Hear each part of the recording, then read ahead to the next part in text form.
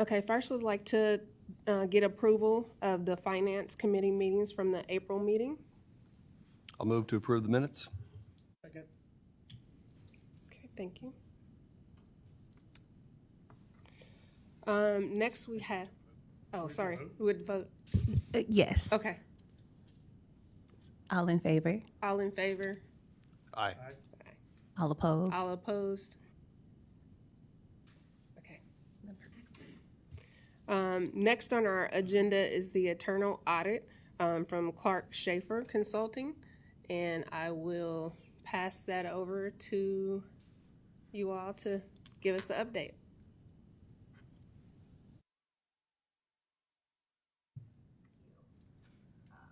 Good morning. I'm Kelsey Lichtenfeld. I'm one of the managers in the risk and controls group at Clark Schaefer Consulting. I was a part of the maintenance fleets and facilities audit this year. Can you guys hear me? No. Can you hear me now? Yes. Okay, perfect. I guess I can start again if you didn't hear me, but good morning. I'm Kelsey Lichtenfeld. I'm one of the managers in the risk and controls group at Clark Schaefer Consulting. I was a part of this year's fleets and facility maintenance audit, so I'm here today to represent our final report and kind of walk through our observations and findings.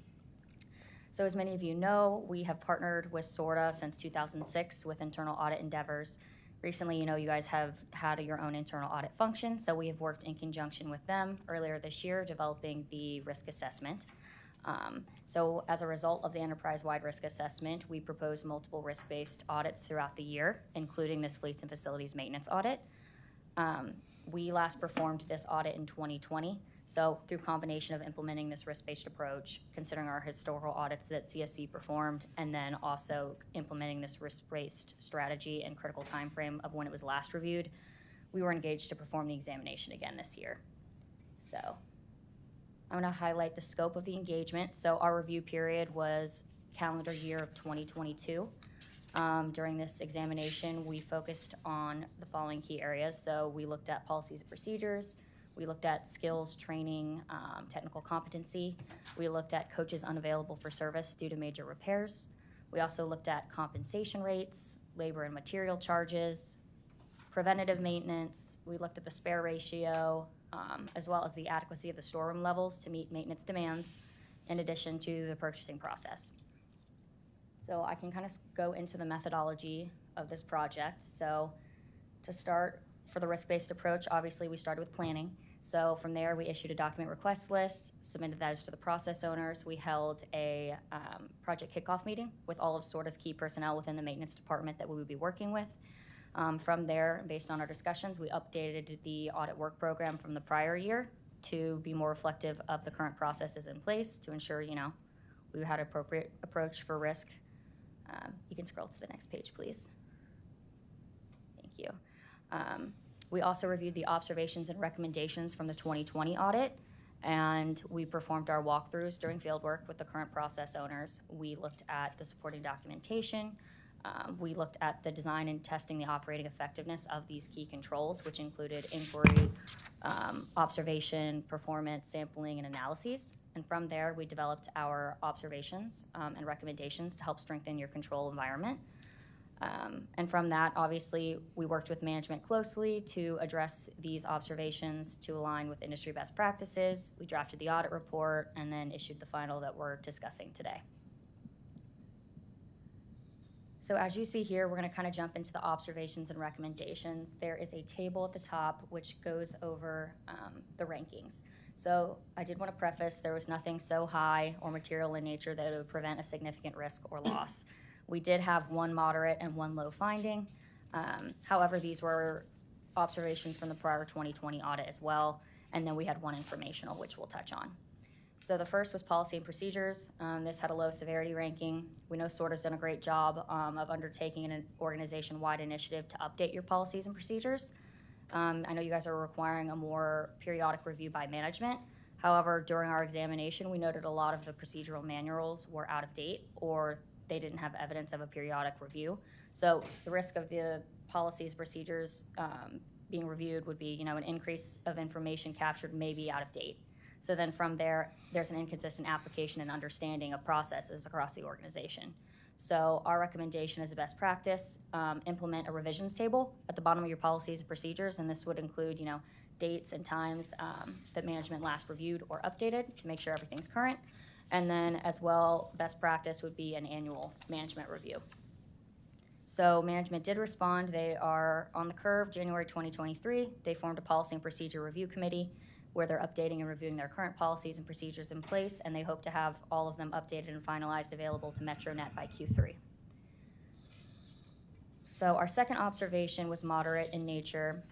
This again was an issue that we found in the 2020 audit as well, so we worked closely with management to have a response that would be proactive for this, which was great. High level, basically what we identified was that the work orders don't include the laborer's pay rates or the actual total labor costs per work order. So that means it's kind of more difficult to monitor your labor costs, making sure they're recorded appropriately within Maximo. So the risk of not capturing these, improperly recording, not adhering to established pay rates, which could ultimately affect your financials if you aren't keeping a close eye on it, or contractual agreements with the union for established pay rates. So our recommendation was to look with the functionality of Maximo to determine if these fields could be generated and populate that within the work orders to allow stronger oversight. And then from there, obviously a periodic review of the systematic rates to ensure that they're accurate. So when we discussed with management, that functionality is available within Maximo. However, it's not the best cost beneficial solution. So they proposed an alternative, which we agreed with. They had already developed a work accomplished by work order report, and this basically includes the hourly wages of the associates. So they're going to work with the IT department to include all of these fields, and then simultaneously after that implement a requirement for a reconciliation by management weekly to basically make sure, hey, are the costs incurred to date accurate and within reason? Are they based off of what is in Nova Time, which is the timekeeping system, so what's actually paid out. So basically it'll just leave for better oversight. And that's that one. We can go into, if you guys have questions at the end, we can go over that one as well. Observation 3 was informational in nature, so it did not lead to a testing exception. This was more outside of management's control. It was due to the impacts of the supply chain issues, which everyone is feeling across the board, so it may not come to a surprise to you, but we did want to call out during our examination. We noted that we were reviewing correct items are received in the right quantity and timely, and then also that's obviously not to have delays in maintenance, and then as well as to review the purchasing process to determine if it's effective and efficient. So for one of the samples, we noted an incorrect item was received. However, it was properly voided, but they had an issue in getting the part because it was 42 days out of stock. So then there was another instance, similar, timely manner, it wasn't received. There was a lead time of 60 days. They were having trouble finding a vendor to get the part that they required. I did want to point out it was not significant in nature because it was a priority 2 work order. So that means obviously the bus was still operable. So it didn't directly impact operations. So we did want to call it out, but it's more external factors outside of management's control. The risk obviously would be if you receive incorrect inventory, it can lead to added maintenance time. Buses are shopped longer than you hope. Servicing routes becomes an issue. That can lead to, losing revenue if they're not servicing the routes. And then also you could lose revenue if you're paying for parts that you don't ultimately receive. So at the end of the day, continuing to monitor your receipts and purchase orders, and then also to closely monitor your key maintenance vendors would be our recommendation. And no management's response was required as this was an informational finding. So with that, are there any questions? Not an important question really, but Maximo, how difficult is it for us it's hard for us to know as board members, is that difficult or not to track wage and hours in Maximo, or is there any reason that we shouldn't do that? So do you want to go ahead? No, go ahead. Oh, no, you go. Well, basically how I understood it was it would have to be more of a manual base, and because they have different picks and it's constantly changing week over week, it would be much more of a manual process, and it also wouldn't be as accurate to capture, for example, if someone's rate wasn't necessarily the contractual rate based on the union, if they had a higher pay increase, that would have to be manually changed, and so it was just more of a time-consuming effort. So if they already developed this report that they had previously, the reconciliation would just be a lot smoother, better oversight. Yeah, just to echo that, we have a lot of internally developed reports. The work order report here discussed here, we can get that same data in a very cost-efficient fashion. All right. Well, thank you guys for your time today. Thank you. Oh, did someone have anything else? No. Any other questions? No? Thank you very much. All right, we'll go ahead with our next presentation from Crow with Christine Torres. Good morning. Morning.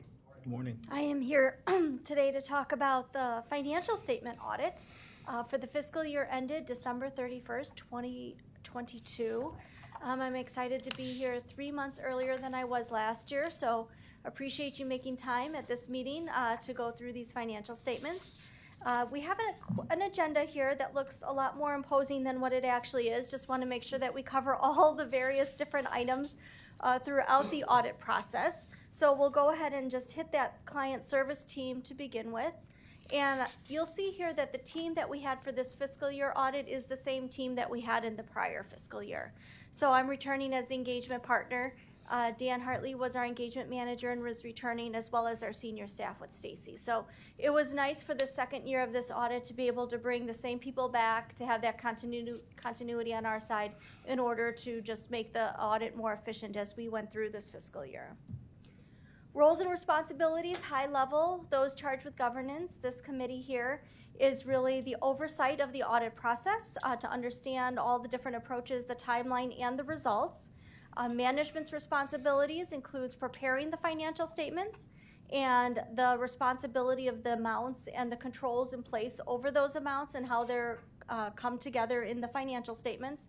And then as auditors, our responsibility is to audit those numbers, and as we go through, if there are any items that we feel should be brought to your attention, that we do that throughout this meeting.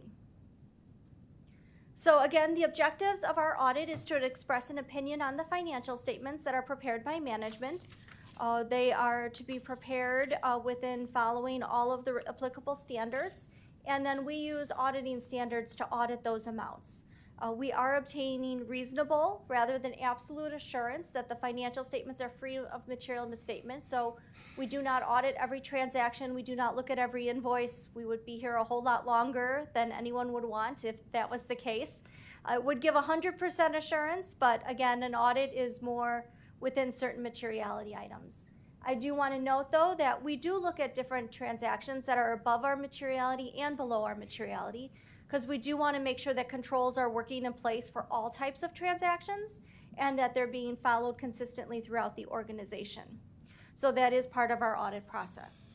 The scope and deliverables are the independent auditor's report. We'll touch on that towards the end of the presentation. And then we also issue a report on controls over financial reporting and compliance for financial statements.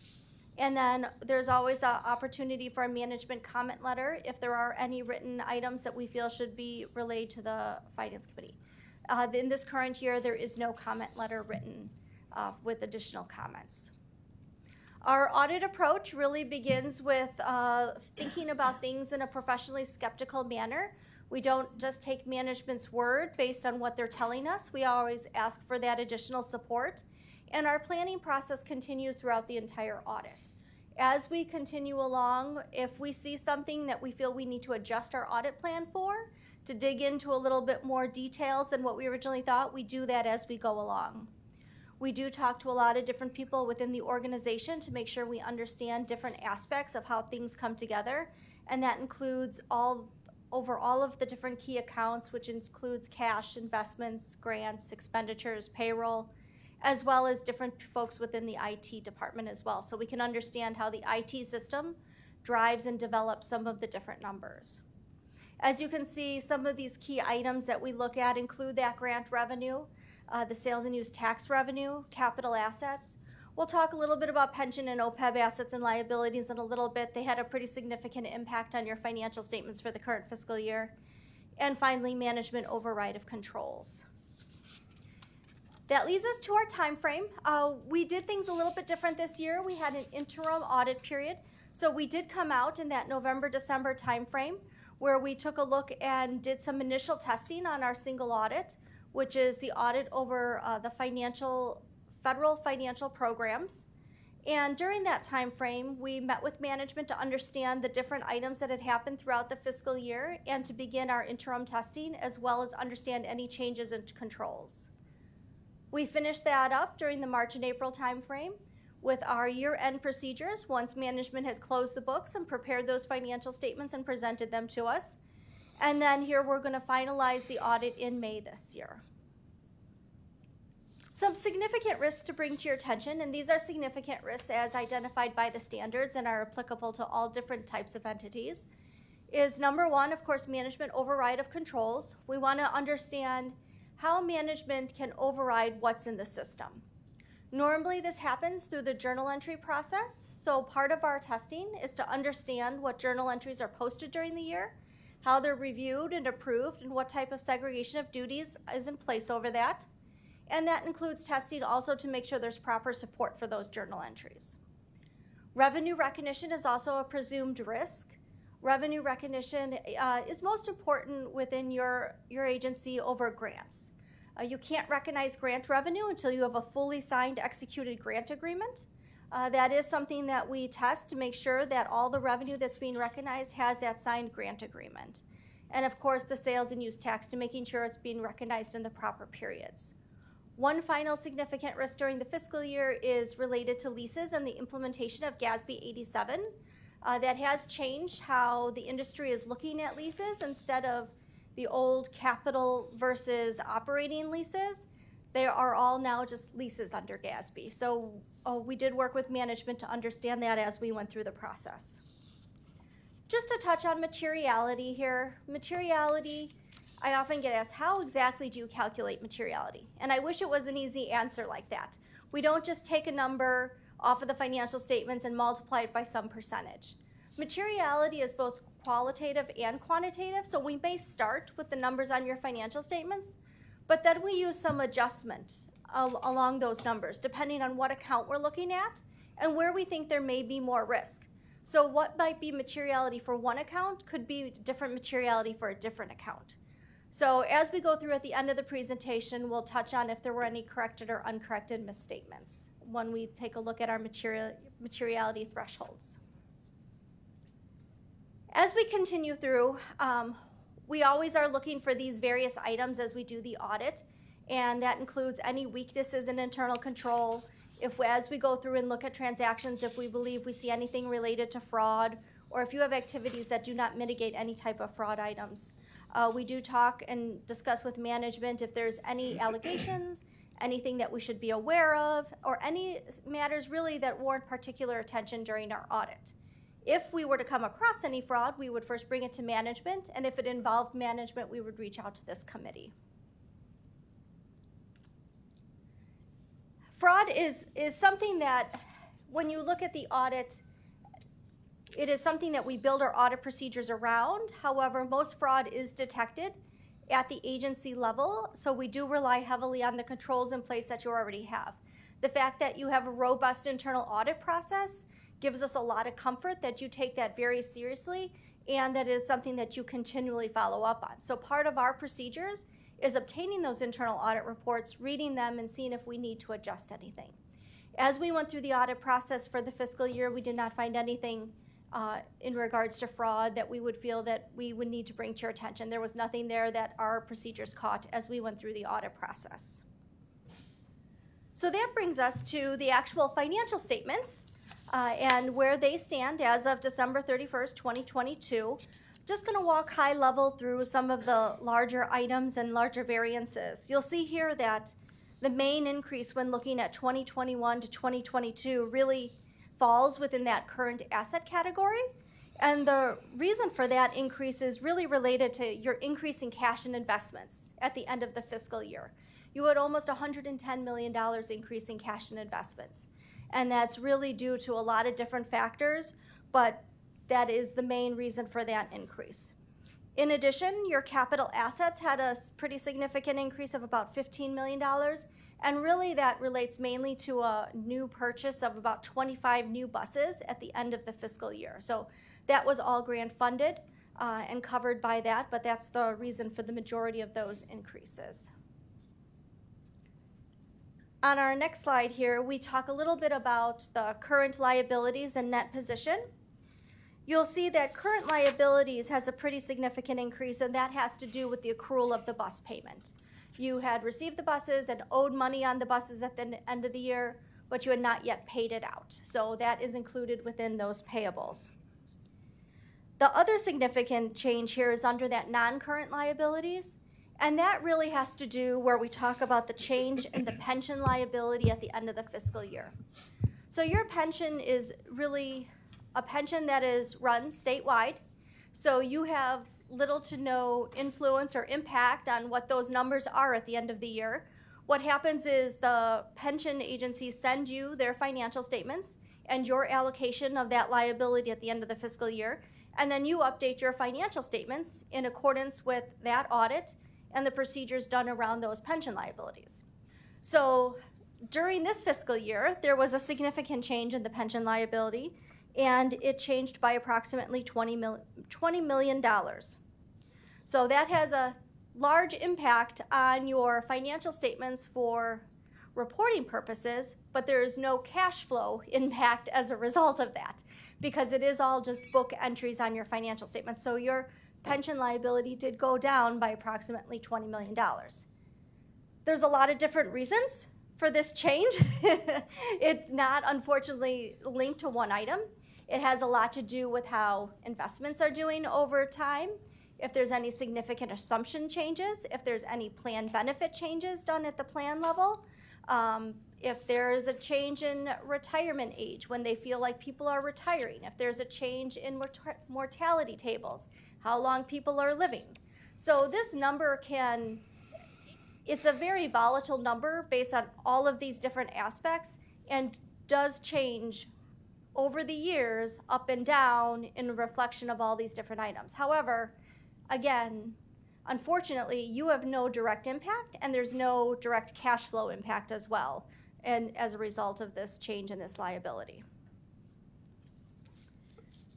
Here, let's get into a little bit about the revenues and expenditures from year over year. You'll see here this presentation is slightly different from what you see on a monthly basis. And what happens here is revenues are broken out into operating revenues and non-operating revenues, whereas I know when you look at it on a monthly basis, all your revenues are together. So this definition is defined by the auditing and accounting standards. So what happens here is your operating revenues, which is your passenger fare revenues, your main reason for business, are included under operating, whereas your grants and your taxes are considered non-operating, and those will be shown on the next slide. But you'll see here you definitely had an increase in passenger fares during this fiscal year. That really is due to ridership increasing over the previous year, and as you can see, that's something that's coming back slowly with COVID going away. The other item I wanted to just touch base on here is operating expenses. You'll see that last year it was about 81 million. You're up to about 108 million this year. And this is also a direct result of that change in that pension liability. So your pension expense in the previous year was a negative approximately 44 million, where in the current year it's a negative 20 million. So you have about a $20 million variance there between the 2 years. Last year, you had some significant expenses in settlements, and that was not repeated in the current year. So that offsets a little bit of that difference. And then your operating costs increased. Why did they increase? Because your passenger fares went up. So you have the operating expense change that we look at when we look at your cash revenues compared to your cash expenditures makes sense. When you see those passengers fares increases, you expect an increase in wages, you expect an increase in materials. You're using those buses more, there's more fuel going out. There's those standard things that we expect to see. So there was nothing here as we went through and did our testing that caused us for concern with where the revenues for operating and expenses were. Then that leads us here to our non-operating revenues. You'll see that that top line is a pretty significant difference from year over year related to the city of Cincinnati. And that's really because that agreement ended in the previous fiscal year. And in the current fiscal year, it was just a true up for the final amounts that were due between SORTA in the city of Cincinnati. The biggest increase, of course, is in the federal maintenance grants. You'll see that went from 24 million up to that 72 million. And that increase really relates to the recognition of the COVID funding grants during this fiscal year and the expenses related to them.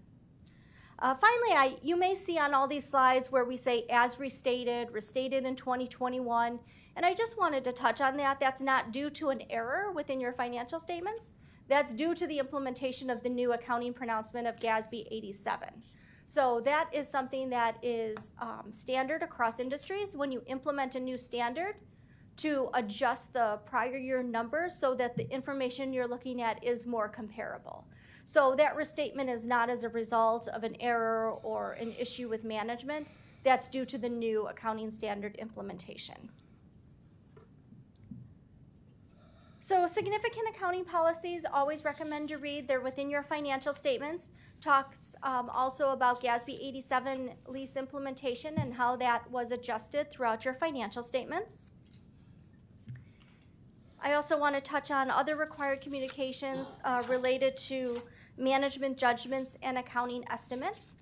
These are the more significant estimates within your financial statements. Unfortunately, not all numbers can be broken down to an exact dollar. There are some estimates that management reviews. Example, useful life of capital assets. No one knows exactly how long a bus is going to be in service for. So there's an estimate that is used for depreciation expense on how long that item will last. Fair value of investment securities. Your securities are valued as of certain date, December 31st. If you look at it a day before or a day after, you would have a different realized or unrealized gain on those securities. So that is something that we do test as part of our audit to make sure the proper date was used. And finally, of course, the pension and post-retirement obligations. As we talked about that, there are a lot of estimates that go into that number. And as we reviewed the financial statements from the pension plan, there was none that we felt were overly aggressive or conservative as we look at that across the industry practices. Good news is from the financial statements that we received for this year and the testing that we did, we had no corrected or uncorrected misstatements. So we had no audit adjustments or things that we felt management missed when they put together those financial statements, and no significant issues. What that means for you is that there's no material findings within your audit report due to all controls working as they should, and no non-compliance within those grant programs as we did our testing. So there was no federal expenditures not spent for the proper purpose. That leads us to really the main point of my presentation, right? The report on the audit of the financial statements and that opinion. It is unmodified, which means all of the financial statements and the notes we looked at and reviewed and tested were materially correct. There's no exclusions or qualifications throughout this process where we felt we could not come to a conclusion on any of those items. And this is really the best opinion that you can have for your financial statements. And then just finishing up with another required communication, independence. There are no independence communications or any relationships between CRO and SORTA that would violate any of the independence rules as we went through our process for this fiscal year. And no additional items or engagements that we need to inform you of. So that is, in summary, the financial statements for the fiscal year. Thank you. Anyone have any questions? No? Thank you. All right. Thank you. Just want to say thank you to Mr. Pinkleton. This has been a much quicker audit and much better, and I appreciate having the opportunity to come here earlier and be able to be more on track with the finalization of the financial statements, and that's really due to a lot of hard work across all of finance and the implementation of a lot of new controls that really move the audit along. So just wanted to recognize the entire department for all of the effort and the push that was put behind providing this more timely to you. And I too would like to acknowledge the partners that we brought to the table here. Crow and Clark Shaver have been outstanding in support of our efforts to shore up our accounting and audit resources to ensure that we do, in fact, bring forth to the committee a clean audit this year. So I appreciate your efforts and your leadership, and we look forward to collaborating with you going forward. Absolutely. Thank you. I'd also like to recognize Larry great job. 3 months earlier than last year. Outstanding. Thank you very much. As we embrace that goodwill, I would like to also call out several leaders within our organization. If I could ask Norman Bowie to stand, please. If I could ask Julie Beard to stand. If I could ask Alan Solomon to stand. And if I could ask Ken Nienaber to stand. These four individuals are on the front line and really are illustrative of the leadership that has been tasked with bringing forth all the process change that has been orchestrated this year, and is really illustrative of the commitment that the organization brings to the audit function. And so I would like to thank them personally for your efforts, and well done. So thank you.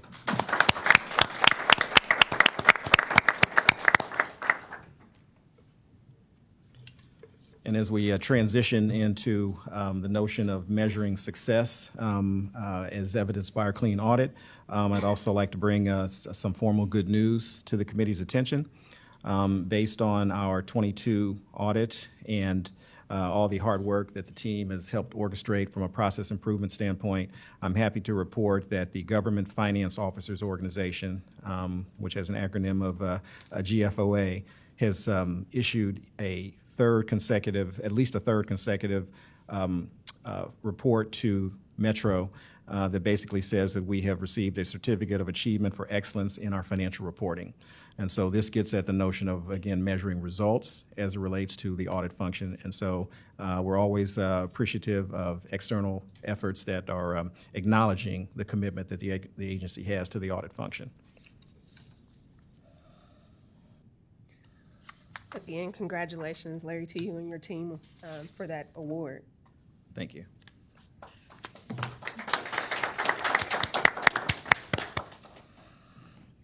Okay, moving on to the hedging report.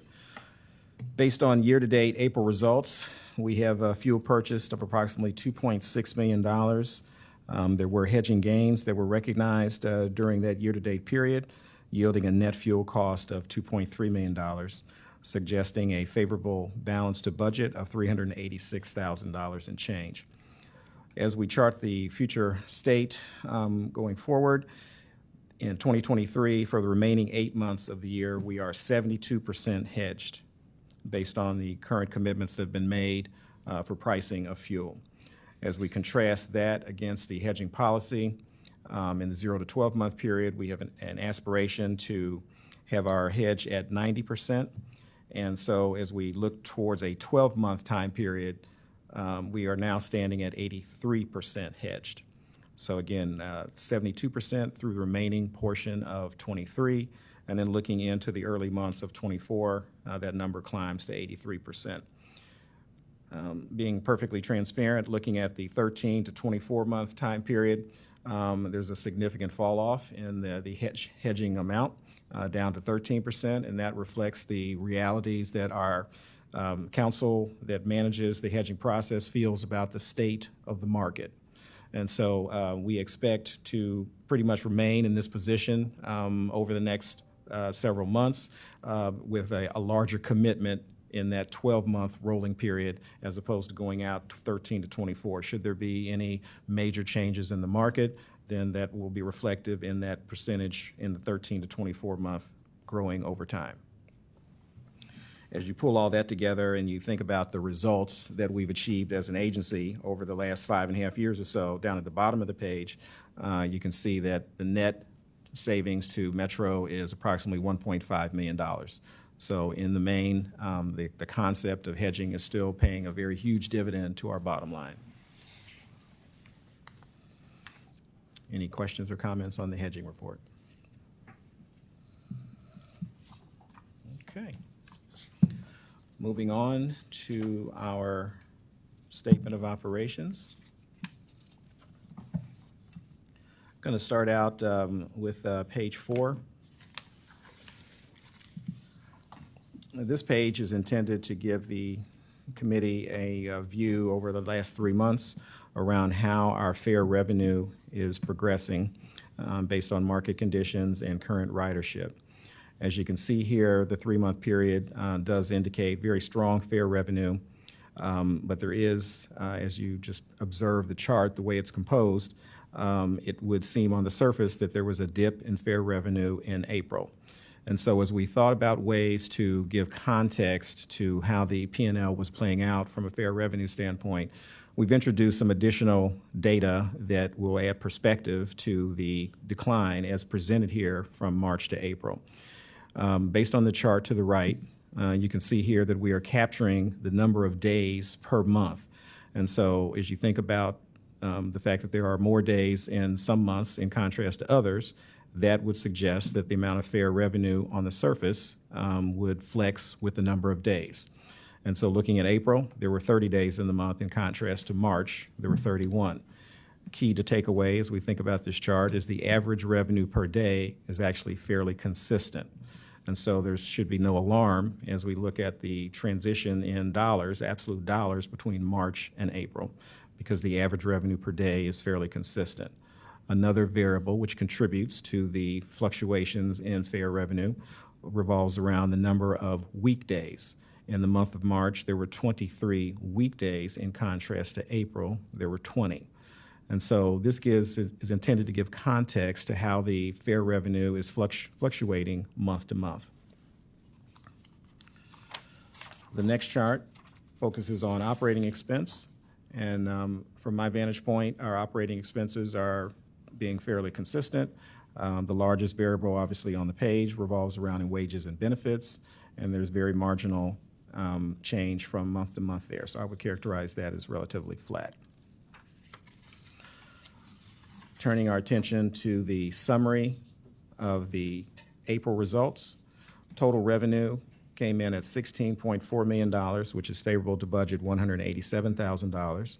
Total expense came in at $12 million, which is favorable to budget $365,000. And this leads to an operating surplus of $4.4 million, which is favorable to budget $552,000. We also note that ridership came in for the month at a little over $1 million at 1.129. This is also unfavorable to budget as the budget was originally composed, but we do note for the record that the trend with ridership still remains positive over the first 4 months of the year.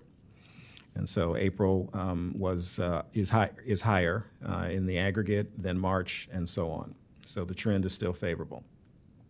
Looking at key components of the P&L revenue, fair revenue is approximately $1 million, which is favorable $107,000. CPS came in at $392,000, which is favorable approximately $7,000. So that's basically flat to budget. Continuing to see favorability associated with our non-transportation, which is favorable $488,000. The root cause there continues to be favorable gains in our investment portfolio. And we also note for the record, county sales tax came in at $8.4 million, which was unfavorable $376,000. And this represents the appropriate fair share associated with the metro portion of the county sales tax revenue. This is the first month that we've actually received actuals in terms of cash receipts for county sales tax. And so as we look to the future, we are making note that the first month, based on January, turned out to be unfavorable to budget. One data point does not a trend make, but we are clearly watching this to form perspective around whether there might be any downward pressure on our budgeted surpluses for the remaining 8 months of the year. Turning our attention to expense, wage and benefits came in at $8.7 million, which is essentially flat to budget. Fuel and lubricants, $658,000, favorable to budget, approximately $43,000. Continued impact there associated with diesel fuel and our hedging strategy. And then the all other bucket came in at $1.7 million, which is favorable $313,000, primarily driven by timing associated with utilizing outside services for consulting, in addition to some of our advertising programs that have flexed into future time periods in terms of payment. So this concludes my comments on the P&L for the month of April. Can I ask a question about the county sales tax? Absolutely. Do we do our own independent forecast on that, or do we rely on the county for forecasting? Specifically, we get a forecast from the University of Cincinnati on the front end of the budget process. That forecast serves as the basis for our budget when we compose that, and the I call it November, December time period. As it stands right now, there is no internal effort that is associated with a reforecast of the county sales tax. We don't have the expertise to do that, and so we continue to rely on the experts that can bring that information forward. Does UC also do the county's forecasting? They do. Thanks. Okay. Transitioning to the investment funds reserve summary.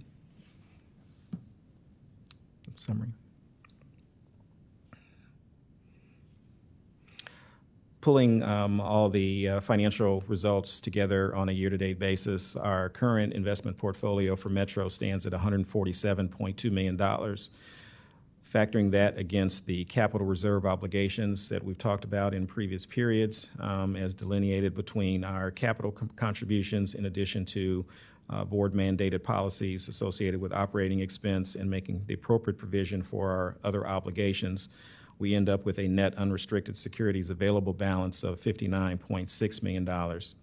If we factor in the projected operating budget surplus for the remaining 8 months of the year, of $25.3 million rounded, we add those two together and we end up with a net unrestricted securities plus 23 operating budget surplus of $84.9 million.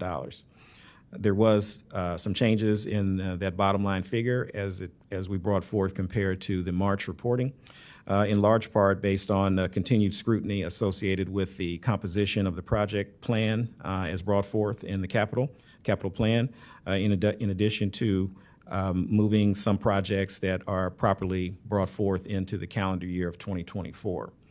And so the $85 million number here at the bottom of the page does continue to set the agency up very strong in anticipation of future expense that will be a function of the BRT project and some of the other longer-term projects that the agency is trying to position ourselves for.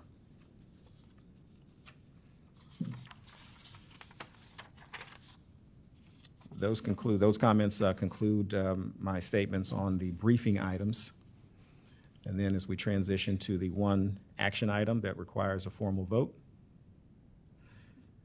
the infrastructure and investment report based on April 30th, overnight investments stand at, let's see, I'm sorry. Just 1 second. Total investments for Metro stands at $106.1 million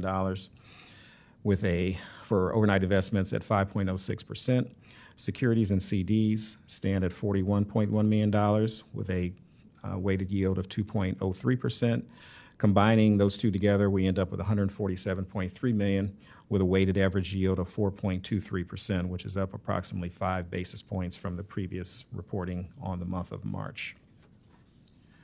Transitioning to the infrastructure report, overnight investments stand at $50.4 million, securities and CDs at $32.4 million, for a total combined portfolio of $82.8 million with a weighted average yield of 4.2%, which is approximately 4 basis points up from the prior period report out. And that concludes my comments on the investment portfolio.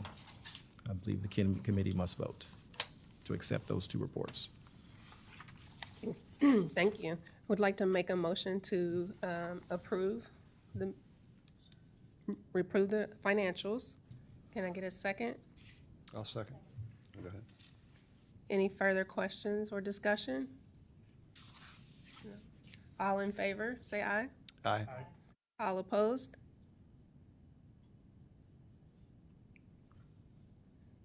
Okay, good to go. Thank you.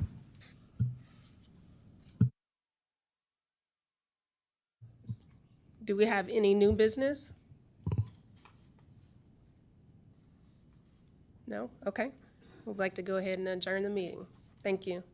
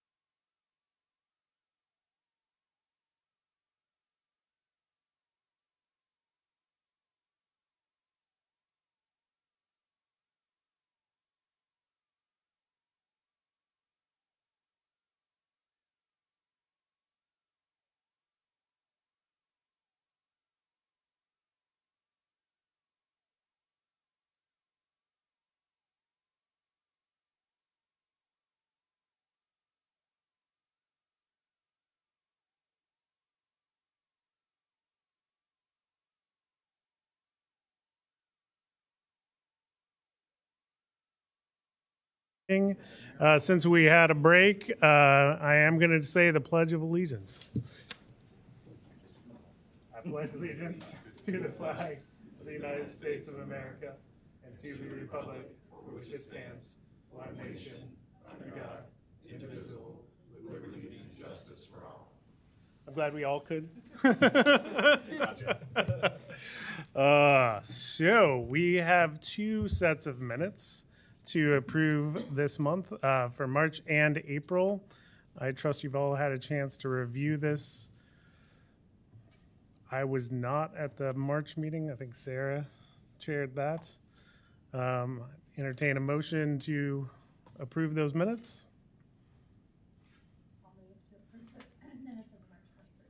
Thank you, Sarah. Anybody like to second? Properly moved and seconded. Any questions? All in favor, say aye. Aye. Aye. All opposed, say left. Any abstentions? All right, we passed those minutes. Moving on to the good news from the entire executive leadership. Oh, thank you very much. Okay. Well, let's go through the April minutes. Properly moved. Can I get a second? Second. All in favor, say aye. Aye. All opposed, say left. All right. Thank you very much for keeping us in line there with the minutes. So now the good news. All right, thank you, sir. Good morning, all. Plenty to get to. No better place to start than our recent Employees of the Month. Adrian, please. Good morning. Morning. So again, we want to continue to recognize our employees for the great work they're doing and service they're providing to our customers. So we'll start with Bond Hill Maintenance Employee Arthur Davis. He's been with us about 6 years. He's been being recognized for his dependability and professionalism and his excellent customer service. He is got on-time performance of about 94.5% in the month of March, with 0 absences, 0 customer service complaints, and 0 disciplinary action. So congratulations to Arthur. Next, we have our leadership employee of the month, Don McBride. Don has been with us about 12 years. He's a clerk supervisor, newly promoted, and he's being recognized for his commitment and hard work, making a difference. His extremely positive attitude and work ethic, and he's always willing to perform and step up and take on extra duties and assignments. So congratulations to Don. And then we have Queensgate and maintenance employee Brenda Smith. Brenda is a coach cleaner, been with us just over a year, and is being recognized for her great attention to detail, the pride she takes in her job as it relates to cleaning the coaches and finding ways to be more efficient. She's always willing to help, always on time, and she has no unexcused absences for the month of March. Next, we'll move on to our operator, Bond Hill operator Robert Krebs, who's been with us just over 7 years. Robert's being recognized by his managers for his ability to always make himself available to his colleagues and to the department. He does a very good job and does not cut corners. He's always positive and always very professional. So congratulations to Robert. And then we have administrative support employee, Christina Harvey.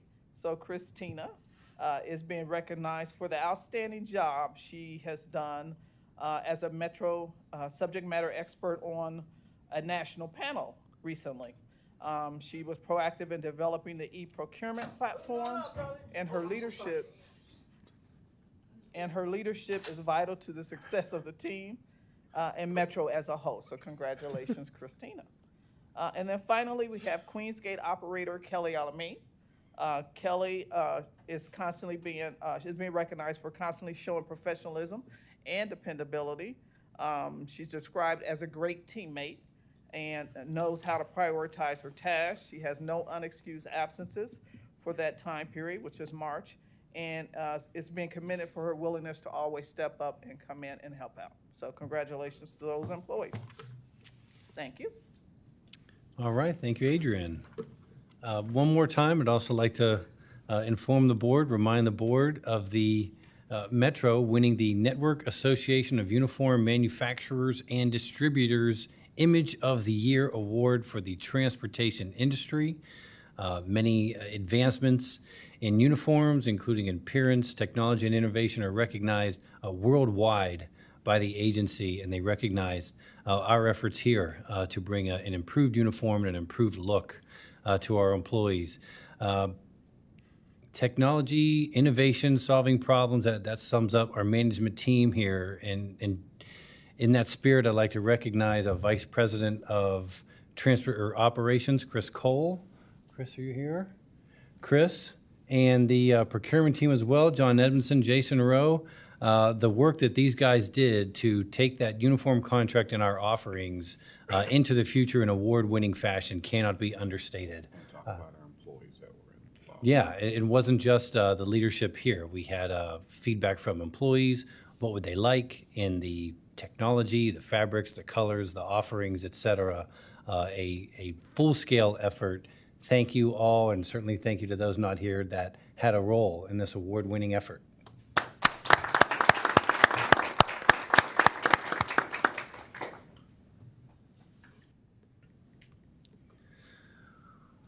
Metro Now, launching next Monday with our ribbon cutting event tomorrow at the Healing Center out in Springdale. Please join us if you can. That's a fantastic facility with an even better mission. We will be rolling out Metro Now in the Springdale-Sharonville zone, and soon to roll out the Northgate Mount Healthy zone in mid-June. As a reminder, customers may book a $2 ride within these zones through the Metro Now app or by calling 513-551-5555. I think that's all the fives. Hard to miss that number there. And the Metro Now app as well. We're everywhere in terms of advertising, marketing. We'll be there at the Healing Center tomorrow and soon offering this service next week. Khaled, anything to add to the launch? No, I mean, this has been, very exciting project for all of us and for the community. Rarely I talk to anybody outside this agency who haven't heard about Metro Now. So that's very exciting. They're really excited about this project, as we all are. I think it's going to make a huge difference in mobility in our region, which is, this is one of our goals. But definitely it took, the entire agency to pull this and put it together. And I'm very proud of the team. Special mention of Matt Mormon, who carried the ball quite often on my behalf, and the rest of the team as well. But yeah, if you're available to join us tomorrow, by all means, and make sure that you give it a test next week as well. Thank you. Thank you. Yep. Mobility knows many solutions, including biking. Busing and biking make a perfect pair. May is Bike Month. No better way to get around than to take your bike to a Metro bus stop, hop on board, store your bike on any of our buses. They all have racks that hold up to 2 bikes. Metro will be at several Bike Month activities this month. That includes the annual Breakfast on the Bridge, on the Purple People Bridge, May 19th from 7 to 9. And also in recognition of May 19th as National Bike to Work Day, any Metro customer who rides their bike that day can board and ride for free. We care about our riders and also about our community. And in many ways, Metro employees do large efforts and small efforts as well to care for the community around us, the community we serve. We are revamping our rider advisory committee as well in this spirit to reach out to riders, but also not yet riders. That's some pretty good marketing there instead of those who don't ride, the not yet riders. In the newly formed STEER committee, the Strategic Transit Engagement to Expand Ridership Committee, the STEER committee. This committee will use their collective knowledge and experiences of our system as well as the needs of local neighborhoods, businesses, other entities to make sure that we're providing the best service we can, but capture those rider and not yet rider insights to offer a better experience. Interested applicants can apply at go-metro.com/steer. Are these folks, is this group still going to be facilitated, or is that being managed in-house now? Still be facilitated. Cool, thanks.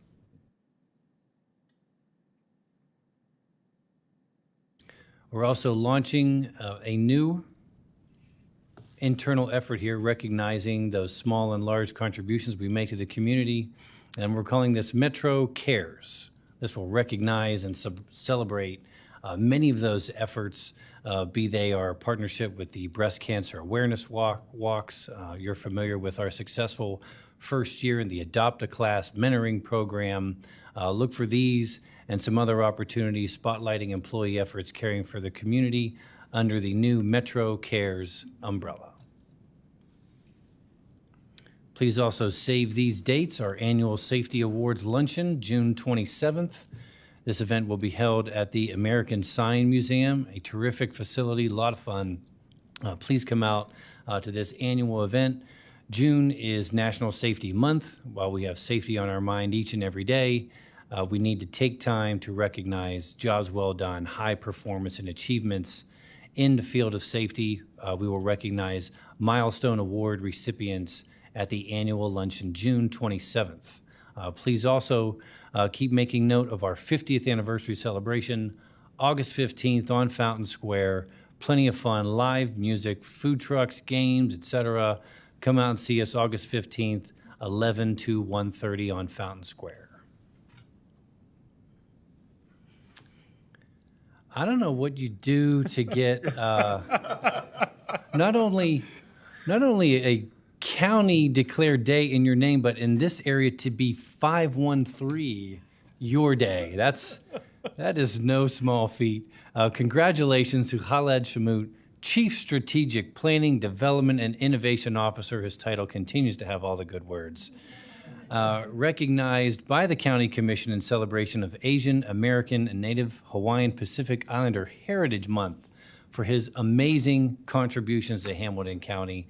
Transit touches everything. It touches everybody. It touches all walks of life. You cannot understate Khaled's impact on the quality of life in this region.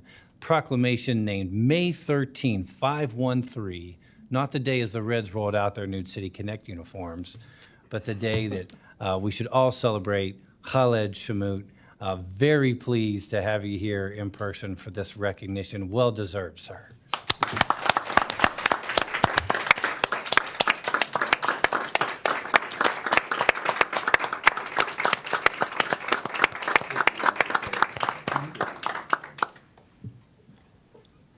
The mic is yours if you'd like to say anything. Yeah, of course, I have to say a couple of things. Thank you. That was really nice. I mean, this was a true surprise. Derek calls me a couple of days, before that. He tells me, "Yeah, you're being recognized by the county commissioners," but he didn't tell me the whole truth.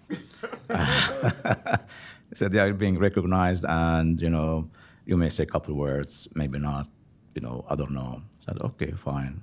So I just prepared a couple of thank you in my head, thank the commissioners, thank SORTA, the board, and my staff, and that's it, my family. Then I go there, and I see the other candidates, or the other ones being recognized, and they have 2 sheets of typed, speeches. I'm like, they didn't tell me that. So I'm there, I'm scrambling, in my head, what to say. I think I did okay. I did some marketing for SORTA about our services and so on. Thanked everybody. And then the biggest surprise was, the proclamation of, May 13th being, called Khaled Shamut Day. That almost gave me a second heart attack. But I was really humbled by that. And as I said, addressing the commissioners, I wouldn't have been there if it weren't for this entire agency, from the board to my executive leadership team and the staff, especially my staff. It took the entire agency really to make that happen, and I'm very appreciative of that. And thank you. Thank you, sir. And I hope you had enjoyed my day off as well. My day, that's got to feel good to say. Why don't you keep it rolling and let us know of recent contributions from our planning team at the APTA Mobility Conference? No? Yeah. Next up. No, so at APTA in Minneapolis just a couple of weeks ago, this is something that I encourage my staff is to participate in these conferences, not only in attending, but also in presenting, because we have great story to tell. It puts us, in a good, light, and share, our successes with others. And so we had a couple of presentations. One was with Mark Sam'an, who participated on a panel with other 4 individuals, talking about some of the planning efforts that we've been doing, the improvements that we've done, and so on. And then our Senior Director of Development and Innovation, Steve, from whom you will hear shortly about another topic. He also gave a presentation, ridership and system redesign post-pandemic. And both presentations were received exceptionally well. I mean, we all know that, we're doing great things here and our numbers look good, but, it shocked everybody in the audience.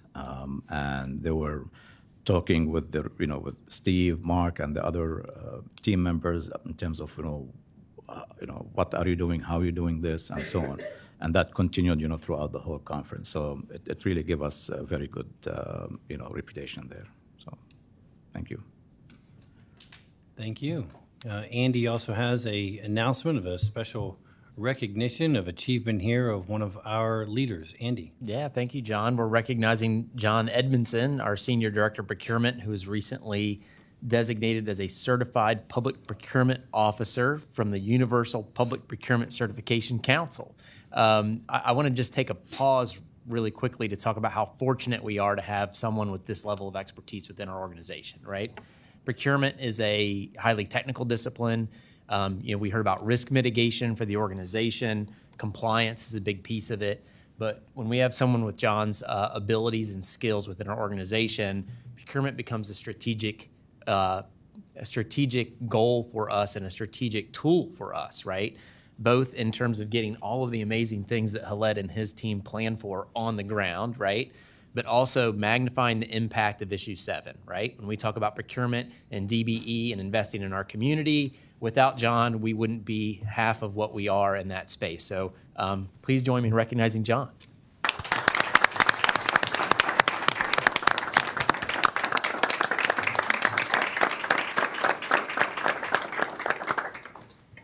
He's angling for a whole month, not just a day, but we'll come back. Last but certainly not least, we're proud to partner with the Ken Anderson Alliance, yes, that Ken Anderson Bengals fans, to support individuals with disabilities to the Pig Ability event. It was held on Sunday, May 7th. This is a movement for inclusion and support for families and friends of those who live with disabilities. This 1 mile event is designed for participants and certainly their supporters to run, walk, roll, however they see fit at their own pace to cross the official Flying Pig Marathon finish. Is it Finish Swine? Is that right? Finish Swine, all right. To cross the finish swine in the fashion of anybody else, as it should be. So kudos to Lisa Aulick, Charlene Calhoun, and team for their partnership with the Pig Ability Group. Thank you for your efforts, and thank you for the Ken Anderson Alliance and the great work they do. Whew, that's the news. That's a bunch. Absolutely spectacular. I mean, that was an amazing part of the presentation because it just keeps adding another facet of the amazing things going on here. That was great. Let's move on to, I think, another good report on vendor diversity and bringing some of the new members up to speed on that and reminding the rest of the board about what's being done. John. Oh. Am I not we following? missed an agenda item. Yes. Oh. Number 3. I have my handwritten agenda, and it looks like I missed the annunciator system update. Sorry, thanks, Blake. Just a quick update. The board will recall last month we heard from our customers. First thing is to thank our customers. They make us better, right? We rely on them. They're why we're here, but their feedback helps us become a better agency with better services. Customers raised an issue regarding the failures of our route announcing speakers on the exteriors of the buses. We've looked into this issue, and just a few high-level update points for the board. Last year, we revamped our inspection procedures for all of our ADA-related equipment on our fixed route buses. Improvements there included introducing new diagnostic technologies for this equipment, including the speakers. What we found is we're falling short there in terms of making sure that everybody, technicians, supervisors, managers, are fully trained now that we have multiple diagnostic tools to also make sure that as part of our regular inspections, we're catching the failures, we're catching deficiencies. So our action plan includes a full inspection of audit of the entire fixed route fleet. We're about 2/3 of the way through that, and we will replace all faulty equipment. Replacements have already been installed since we've started this effort. But then going forward, that's also going to include retraining of technicians and supervisors and such to make sure we're fully up to speed with these processes, these multiple diagnostic technologies, and prevent these kind of failures in the future. So that's the update. We'll keep hard at work at it. And again, thanks to our customers for bringing that feedback and helping us improve. Question.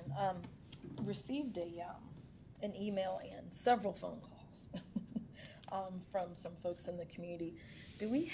What is the policy concerning bringing scooters on powered motorized scooters on the bus that people can use to kind of help to get them to the next trek of their journey? Sure. Our policy is to permit any kind of ADA necessary, ADA needed mobility device that has a narrower definition than the scooters of the story that hit the news just last night. What we found is that passenger has found an inconsistent approach in terms of operators have allowed it, others have not. It's a newer mobility device. It's something that we need to get up to speed on from a policy standpoint. So where our policy crosses that ADA threshold on a regulatory compliance level, whether it needs to go further is something we need to examine. Okay. When you think we'll be doing that before the end of summer? Oh yeah, we'll be doing it right now. I just want to say thank you for taking such quick action on that enunciator system. It's really good to hear. You've already reviewed so much of the technology. Is someone following up with the people who came to the meeting last month to let them know? Okay, great. Thank you. That's very nice. Thank you. When we were discussing this a couple days ago, I had the same exact reaction, Sarah. I know it's a problem that some weren't working, but I love the story that people came to the board meeting, told us, and very quickly a full assessment and identification of the problem and how to solve it was done. That's our job. Yeah, it's a good story. There was also another comment on, I think, a bench on Vine, and that is also being worked on as well, just to let the board know. So, good work. All right, now vendor diversity. Thanks, John. Good morning. Mr. Chair, members of the committee, Deputy Haley. Always present. See, they know with me. And for the record, every day in procurement is Haled Shalut Day. It's good to see you again. Today I just wanted to give our new board members an introduction and our longer serving board members a refresher on what our vendor and supplier diversity program is here at Metro. Historically, for a long time, it has centered around federal compliance. The word DBE gets thrown around a lot when we talk about our supplier diversity program, but it's a much broader, much deeper program than that, and I want to give a real quick overview of that program. We're going to talk about, after that, talk a little bit about our FY 2023 Q1 spend, and do a quick historic review of that spend relative to other periods. We'll talk about upcoming training and events, and then our community partnerships that we're working on in the coming year. So what is our vendor diversity program? To understand our philosophy and how we approach supplier diversity, we looked at Maya Angelou's quote that if you're always trying to be normal, you'll never know how amazing you can actually be. And that's the philosophy that guides us, among others, and the one that we wanted to take. When we look back at our DBE program, our supplier diversity program, historically it's been very lopsided. It has always focused solely on FTA and federally required compliance as it relates to capital spending. It never really focused on the non-federal portion of our spend, and definitely never on the operating portion of our spend. Our non-federal awards were oftentimes accidental. We weren't tracking them. We weren't making a targeted effort to identify and engage diverse vendors in our community for those non-federal awards. And that was really unfortunate because federal awards make up less than a third of our total addressable spend at Metro. And that total addressable spend is really only about 25 to 30% of our annual operating budget, and then the bulk of our capital budget. So it's a very small pocket of money that we had the opportunity to go out and engage that diverse vendor community with, and we narrowed it even further by restricting it to just federal awards. So as a result of that, our success in the DBE space, our success with engaging diverse vendors, depended entirely on how or even if we were able to spend those federal awards. Federal awards always come with the string attached of local match. If you have local funding to match your federal funding, you can go forth and conquer. If we didn't have local match, we didn't have the ability to spend federal funding, ergo our DBE program just kind of sat stagnant for a long time. We didn't want to do that anymore. In order to approach this from a holistic community impact approach, we needed a new set of assumptions and philosophies to guide us as we developed a program, and more importantly, as we executed on that program and executed on those philosophies. Michael Jordan said, talent wins the game, but teamwork and intelligence wins championships. I have an amazingly talented procurement team. They're the reason I look as good as I do most of the time I'm standing up here. I'm not gonna lie about that. But without an ethos, without a guiding set of principles, and more importantly, without working together as a whole procurement team and a whole organization and a whole community, we were never going to succeed in this space. So we needed to change that philosophy.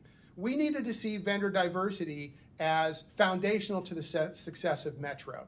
Metro is all about serving the community, and our community is a widely diverse community made up of multiple backgrounds, multiple ethnicities, just a large assortment and patchwork of individuals that make up this great community. We needed to see our vendor community in the same light.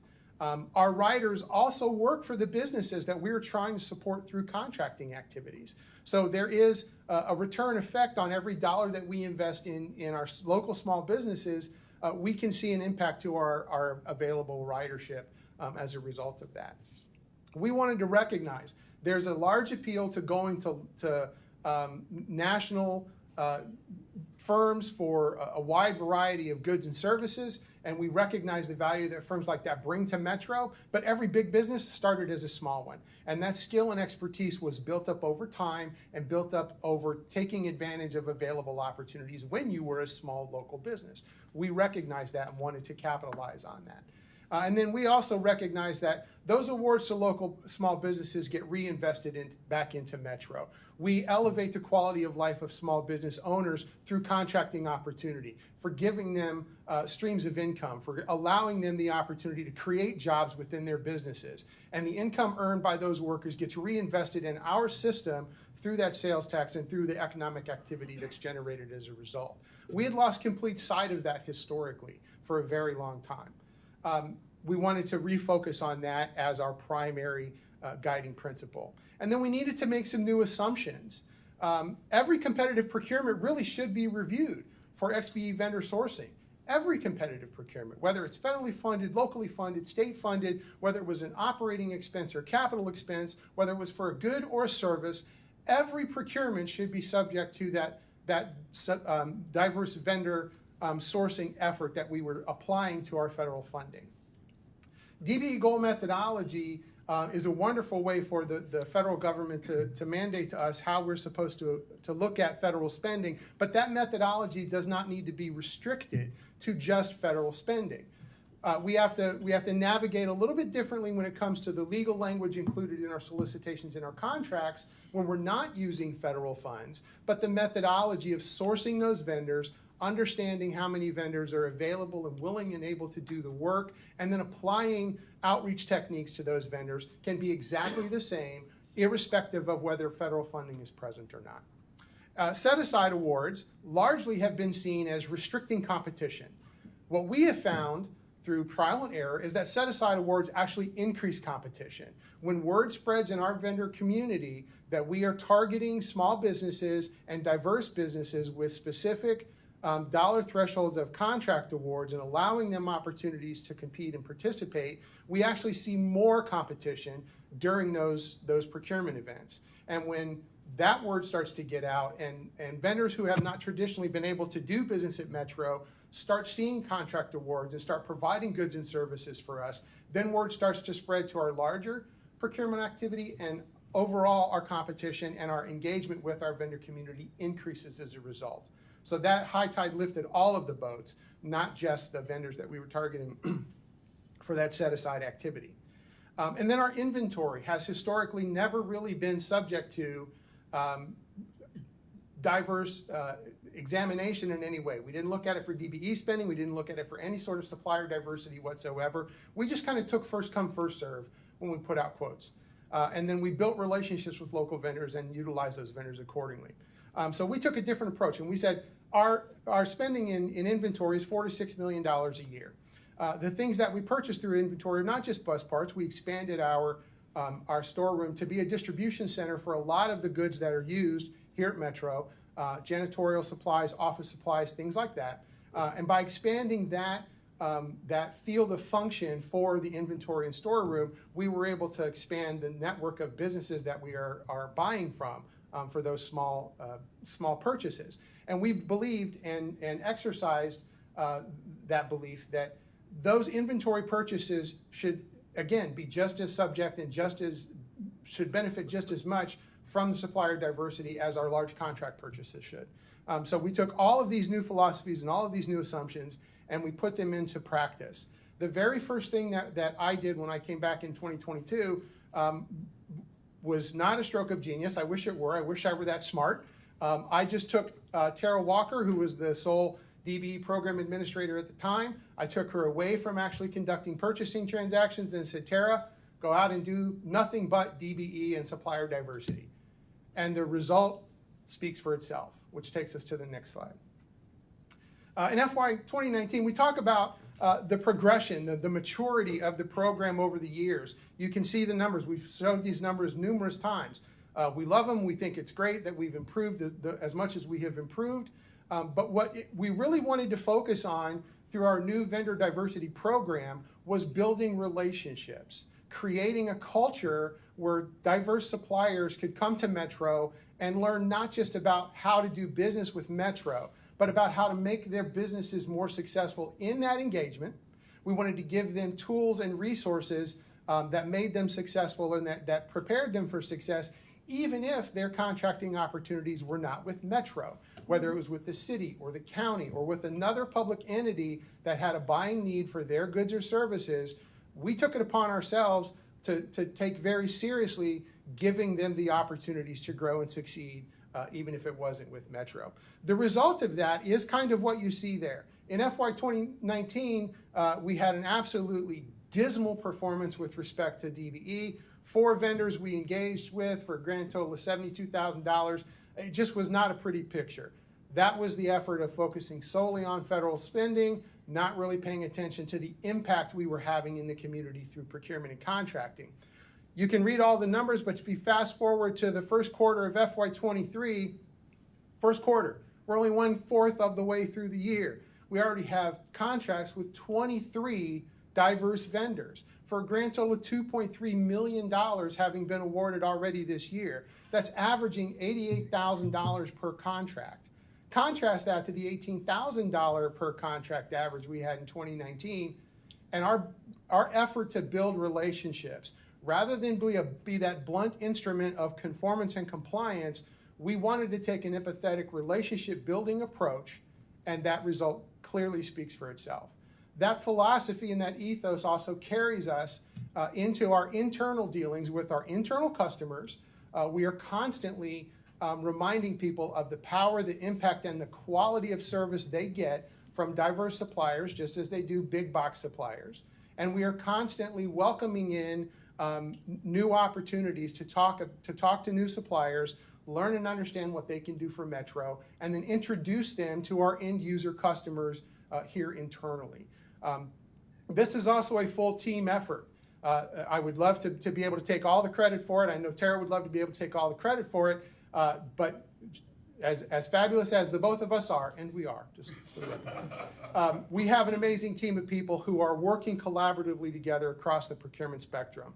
It starts with working with our end users and helping develop work scopes, helping us identify where diverse vendors exist in our community and can provide that service, and then working with our procurement specialists in the actual contracting transaction to make sure that they are broadcasting how important vendor diversity is to our agency, and making sure that every vendor that comes to the table with a proposal for doing business with Metro highlights how much they value diversity, equity, and inclusion in their organizations, and how much that value adds to the Metro mission of increasing our supplier diversity program.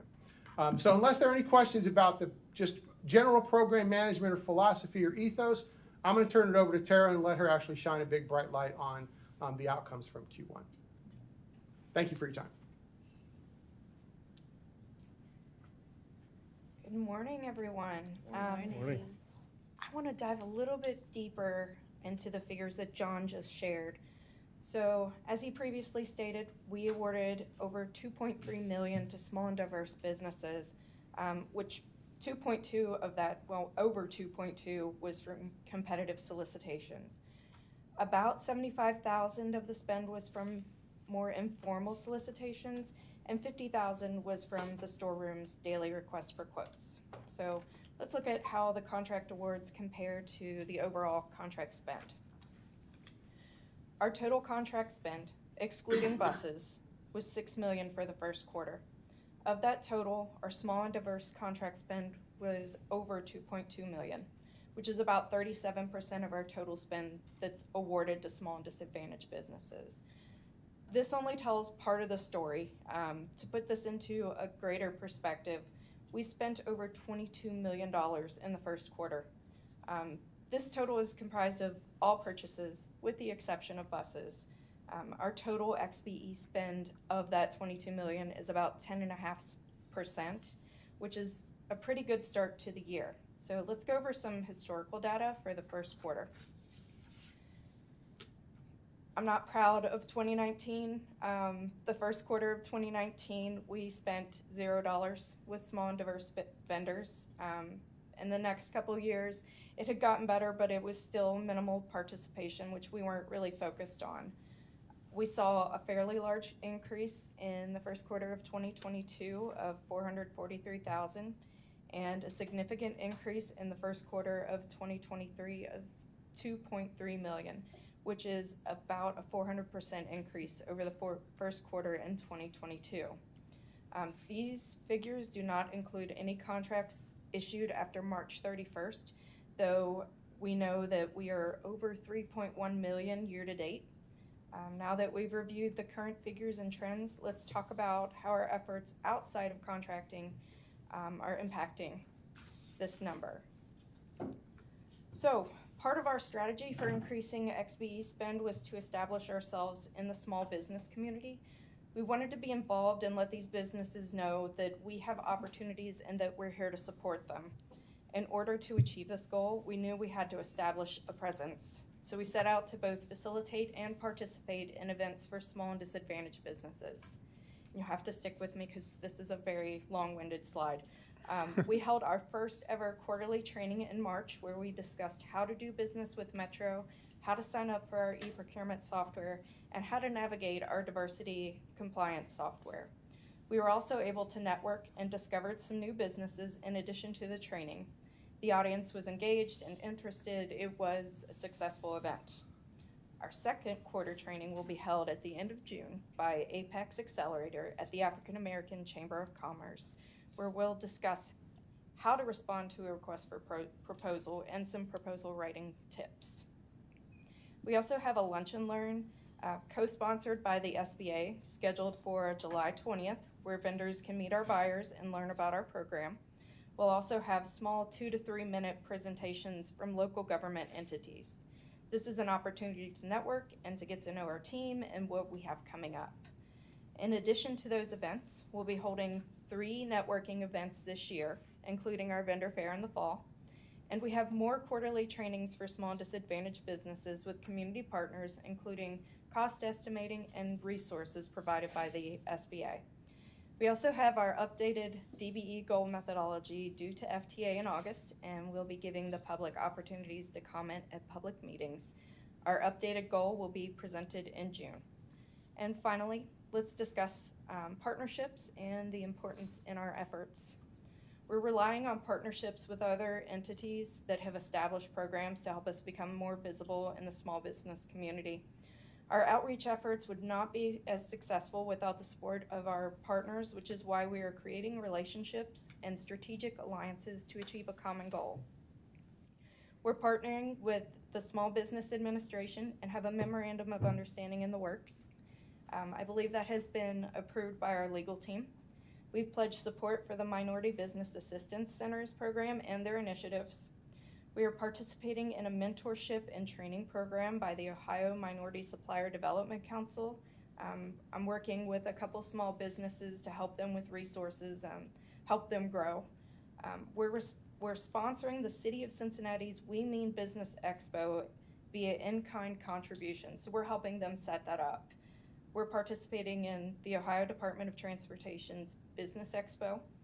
We are also participating in Hamilton County's Expo, and I ran out of room on the slides, but I did want to mention that one. So I think the dollars we spend can be tied back partially to our outreach, but mostly toward our organization's focus on diversity and our spending habits. And as I've said previously, this is the year of outreach, and as you can see, we're very busy in our efforts to support the community, diverse businesses, and the organization's goals. Any questions? I'm sure that you could fill many more slides with all the hard work over the past several years. So thank you very much for it. There are some important elements that are brought out. I don't know if the board has any questions. I just want to say thank you. It's an excellent presentation, but you will have to do it again for Ms. Robinson. I'm sorry she's not here. Absolutely. I also want to thank the board for your dedication to small and disadvantaged businesses in our community. So thank you for your support and dedication. Thank you. Thank you. Thank you. Yeah, and as Ms. Sheets just mentioned, Ms. Robinson, Gwen Robinson, that has been the torch that she's been carrying for quite some time. And so we would all be remiss if we didn't acknowledge a lot of the work that she's put in leading those efforts, because just a few years ago, we were sitting upstairs all cramped up and continuing to have this conversation over and over and trying to brainstorm on ways that we could become better partners, because we know that as that tide lifts with those small businesses, so too does the entire county. And so I absolutely applaud the effort that you all are putting in and paying very close attention and creating new lanes where there had not been any, in order to make sure that it's felt. You have to have a very empathetic ear to these types of small and disadvantaged businesses, and you've done that with grace and with a lot of excellence, and you've really been patient in building the supports around it in order to be highly functional. And I think it's not only in the numbers and in the dollars, but the feel is different. And I'm out in the communities and different parts of Hamilton County, and I'm talking about Metro and things like that. There's a different response that we're even getting, because they know that it's not just we're not just saying things. It's very intentional in terms of those efforts. I was getting calls a couple years ago when I had first gotten on. Now, Chelsea, now you're not a Metro, and I've been trying to get this, get this bid and get this thing to pass, and why aren't we being considered? And this, and you took all of those concerns and you worked on them very diligently, and it means a lot. It means a lot. You're changing families' lives. You're uplifting communities one at a time. It is a world of difference, and so that means you got to keep going, though. But we appreciate it. Thank you. Thank you both. I would just note, and I can't follow any of that because I agree with all of this. This chart with the quarter one is maybe the most impressive chart I've seen in the time I've been sitting in these board meetings, either at this table or out there. And so just credit to you all, because we talk a lot about ridership numbers. We talk a lot about vehicle types. We talk a lot about the sort of external facing sort of service delivery for customers. But this is incredible work. So kudos to your team and keep it up. I also would like to say thank you to the team. It takes a lot of dedication to look at what's wrong and to fix it. So I just want to say thank you for that. Yes. Thank you very much. And now the ridership report. Absolutely. I know you got a packed agenda, so I'll try to get through this quickly. But before I do, I just want to give one more shout out to Khalid Shamout on 5/13, Saturday. He was so generous, he allowed our entire team the day off to celebrate his day. Thank you for that. So, jumping into the ridership report for April, happy to report that April 2023 is our 4th consecutive month of 1 million plus ridership. It's an excellent trend. Of course, the local routes made up the bulk of that. 1,088,000, and Express coming back a little bit more gradually at 26,000 rides. But year to date, we're at 4.2 million rides in the first 4 months. So that's excellent. The next slide is just your 4-year trend. As you can see, we're continuing to head in the right direction. I'm looking forward to 1 year from now when that ugly COVID curve falls off the end of the chart. So still heading the right direction post-COVID. And then the ridership by day type, you can see here, again, still moving in a positive direction. The ridership for weekdays was averaging 45,000 in April, which is fantastic. Saturdays and Sundays are both up. Saturdays at 23,000 and Sundays 17,000. Again, all part of the Reinventing Metro plan, where we continue to add more service on the days in which we need it, including weekends. So, and as our ridership continues to grow, so does our productivity. So our local service came in at 19.7 passengers per hour. That's 3.8 above our KPI. And cost recovery was 2.5% percentage points above our KPI of 10%, came in at 12.5%. And our express and commuter service, as I mentioned, does continue to come back a little bit more gradually. But last month we were up from the previous month from 7.2 up to 7.9 passengers per trip. And our cost recovery for express and commuter routes was 23.3%, again, 2.3 percentage points higher than our KPI. So the on-time performance for the month of April was at 78.7%. It is slightly down, but keep in mind that April is, I believe, National Orange Barrel Month, when all the construction projects come back out. We've got warmer weather, higher ridership, and of course lots of events, lots of block parties, lots of festivals coming up. So we'll continue to do those detours and all that good stuff. So moving on to the missed trips for the month. Missed trips were down. We had 1,464 missed trips. We did operate 97.8% of all of our scheduled fixed route trips. And the missed trips for each day of the month is shown here. And just one thing to point out is all of the spikes that you see here are either Sundays or Fridays, which goes directly into the next slide. The highest number of missed trips occur on, you guessed it, Sundays and Fridays. And then moving on to our paratransit ridership, Access provided 14,473 rides. We were only 8 rides short of meeting the budget perfectly. That's up 3% over last year. And 13,000 rides were on weekdays, 700 Saturdays, and 600 on Sundays. Year-to-date Access is a little over 58,000 rides, which is 9% above our original forecast and 12.6% higher than the same period last year. And similar to your fixed route Access ridership, again, the trend continues to head in the right direction. Took a small dip in April, again, due to the lower number of weekdays and number of days in the month.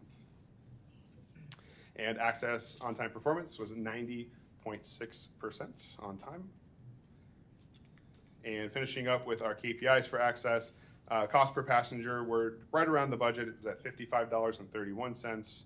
And our access averaged 2.17 passengers per hour, which is right around the KPI. The chart's a little misleading.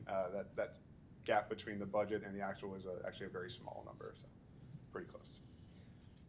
And the rest of the KPIs are in the packet if you look at them route by route. Happy to answer any questions you may have.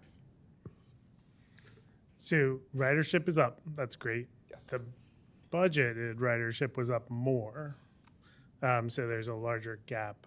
Is that because of the composition of the month? Is that the anticipation here? What are the other explanations? I'm curious, do we even budget more for the current month? Is there anything of concern here? There's nothing of concern. One of the things is we had budgeted for Metro Now to start sooner than May. Okay. And because of the delay in getting vehicles, Metro Now doesn't start until this month. Second question, missed trips are going down. I remember when they were even lower. So can we do more of whatever you're doing to get them down? Our goal is to get to zero. Okay. And it is a very difficult labor market, to say the least. And I don't think anybody doesn't understand that. But we are doing everything we can, and we are dedicated to getting back to zero. We're happy that we're moving in the right direction. We won't accept this until we get back to zero. The 500 is not even good. Our goal is to get to zero. I think before the months that are shown on this chart, we were lower. And so for the newer board members, we can get down there. We will get down there. Yeah, I think enough on that, but I will keep bringing it up every month. Absolutely. Until we're maybe not quite zero, but close to. We talk about this internally all the time.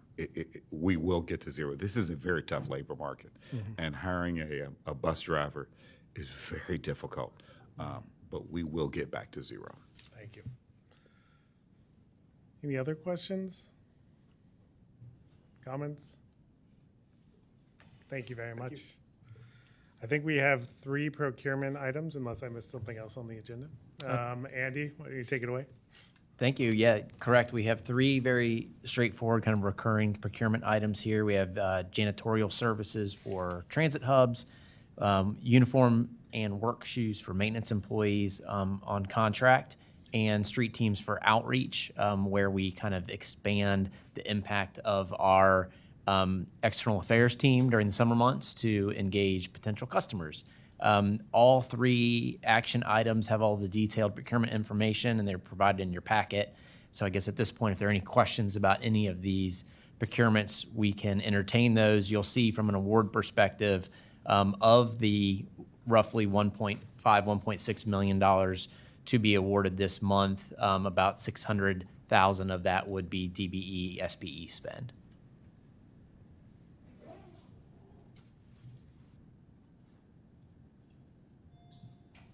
Dan, I thought you were about to ask a question. No? Okay. Any other questions? Did you line up the uniform contract with the Best Dressed Awards intentionally? Unfortunately, these are 2, if I understand it, 2 different sets of uniforms. These are the uniforms for our maintenance staff, which aren't necessarily the same as you saw on the screen there. Mm-hmm. There are some technology advancements here, though, right, John? Some reflectivity and some things like that from a safety perspective that we'll see with this order that we haven't seen in the past. You got it. Better stuff, better materials and offerings. Sometimes the stars align. Great. I look forward to a competition between the teams. All right, enough. I think the stand-up humor in this meeting is going far. Other people are much better than me, so I'll stop. So 43-2023, janitorial services for transit hubs. I'd entertain or I'll move that we move it on to the full board under consent. All right, moved and seconded. All in favor say aye. Aye. All opposed say left. Any abstentions? All right, on to the consent agenda. Item 522023, uniforms and work shoes for maintenance employees. I'm going to move that onto the consent agenda as well. Second. Properly moved and seconded. Any questions? See none. All in favor say aye. Aye. All opposed say left. Any abstentions? All right, on to the consent agenda. Last one, 612023, the street teams for outreach events. I'm going to move that onto the consent agenda as well. Probably moved and seconded. All in favor? Oh, any questions? All in favor say aye. Aye. Opposed say left. Any abstentions? All right, all three items onto the consent agenda. And I think that gets us through the agenda unless anyone has, no. Actually, there's a really big one, right? And I do have it here on my agenda. Reinventing Metro.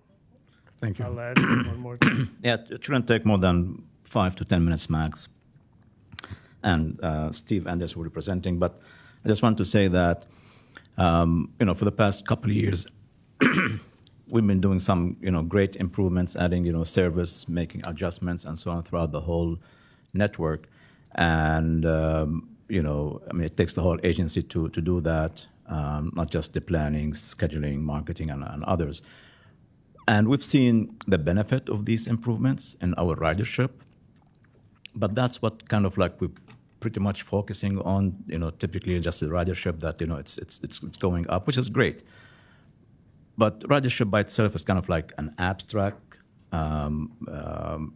KPI, because it doesn't show what the impact is for the customers, for the community, for us as an agency as well, in terms of the efficiency of the service, the effectiveness of these improvements that we're putting out, and so on. And so this presentation is going to shed some light on all of these improvements that we've implemented over the past couple of years, and what these improvements really mean to the public and to us as an agency, looking at certain KPIs that really tell the full story. And it shows that all of this great effort, whether it's the board, your support, and the staff, the planning team, and so on, all of that is really paying dividend big time. With that, Steve. Hey, thank you, Chief. Yesterday, we were going over this while my girls were playing soccer. He said, make sure you take your time. So I figure I'd do about 20 minutes. 20 minutes. No. I'm kidding. Steve Anderson, glad to be with the ladies and gentlemen of the Planning Ops Committee. Steve Anderson, Senior Development and Innovation Director here at SORTA Metro.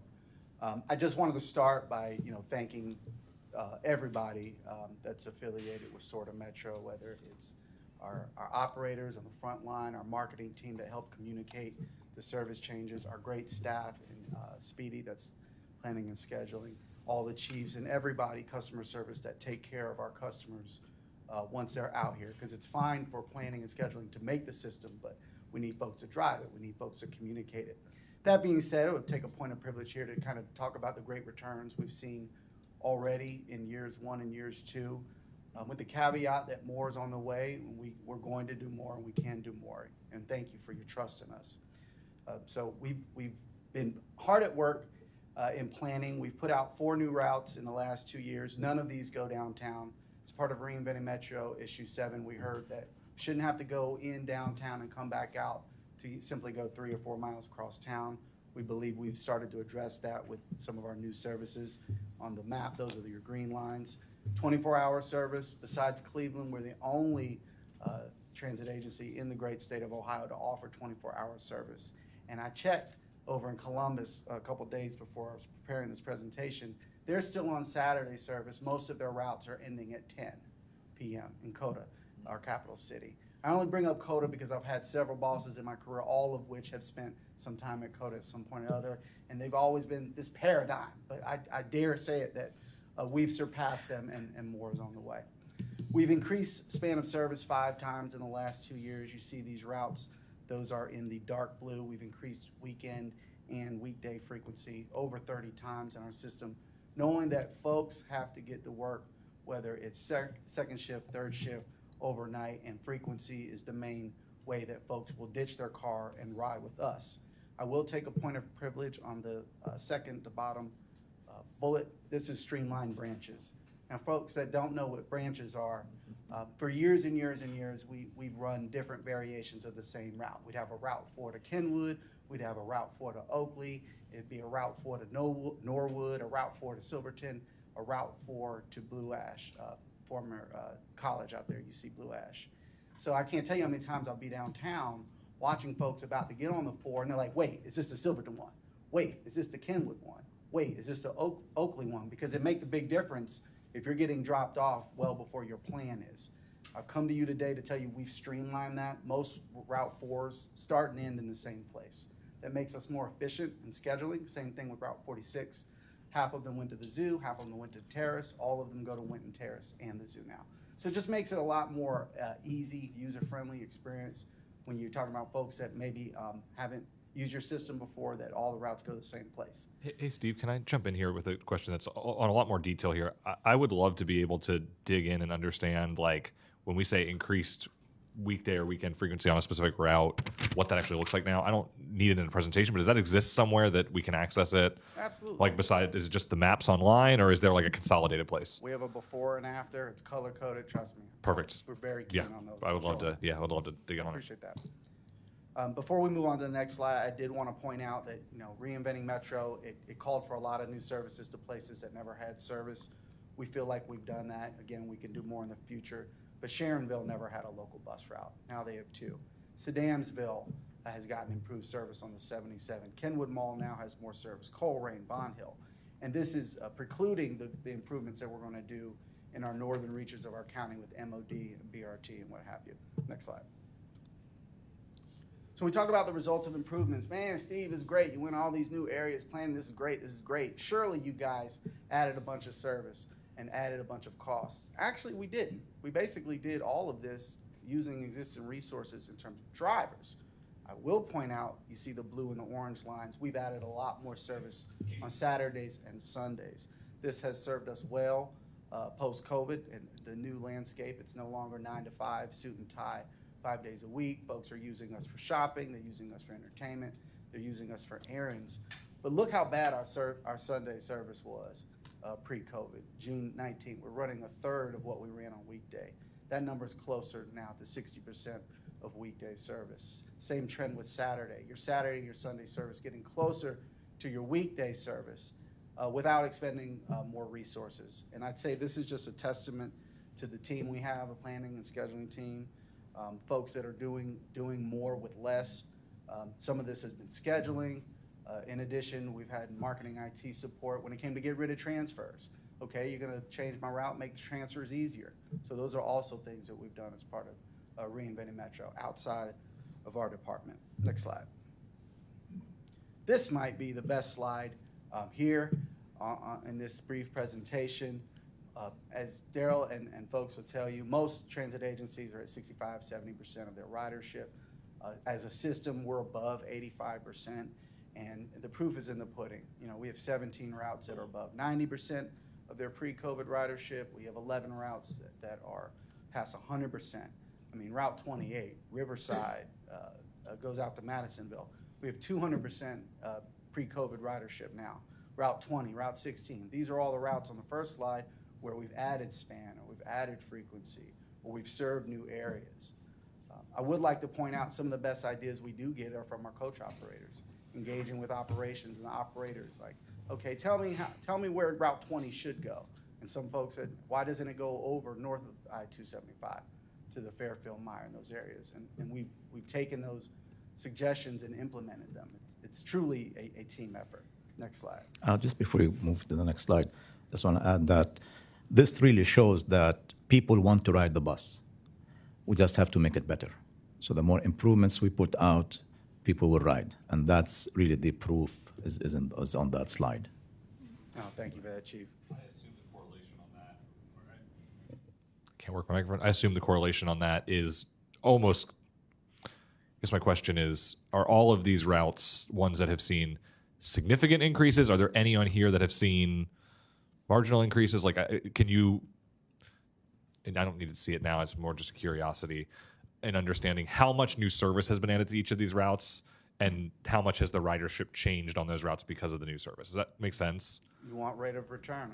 Yeah, I just want to understand, like, is it also, like, we're providing better service, but we're also seeing more ridership than we would have expected based on that new service? Correct. So we have information where we can show you all the routes as well as kind of like the investment in each some of those routes. And some of the routes have gone down. Like express ridership has gone down. The 43's treading water, some branches, some things have moved.